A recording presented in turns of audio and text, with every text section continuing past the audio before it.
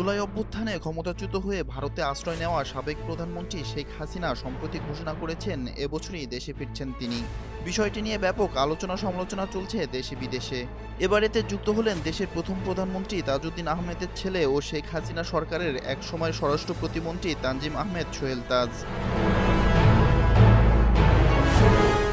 শনিবার ৪ জুলাই সামাজিক যোগাযোগ মাধ্যম ফেসবুকে নিজের ভেরিফাইড পেজে দেওয়া এক পোস্টে শেখ হাসিনার দেশে ফেরার ঘোষণা নিয়ে কড়া ভাষায় সমালোচনা করেন সোহেল তাজ। তিনি পোস্টে লেখেন, একজন মানুষের ইগো অহংকার যে একটি দেশ এবং দলকে ধ্বংস করতে পারে তার প্রমাণ হচ্ছে সাবেক প্রধানমন্ত্রী শেখ হাসিনা এবং তার পরিবার।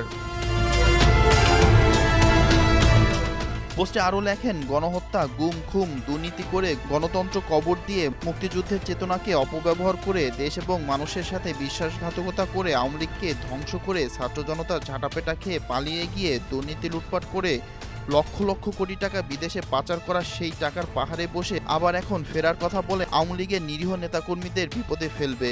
এটা তাদের সাথে প্রতারণা আর ভণ্ডামি করা ছাড়া আর কিছু না। আত্মসমালোচনা এবং আত্মোপলব্ধি না করলে অদূর ভবিষ্যতে আওয়ামী লীগের রাজনীতির মাঠে ফিরে আসার সম্ভাবনা খুবই কম।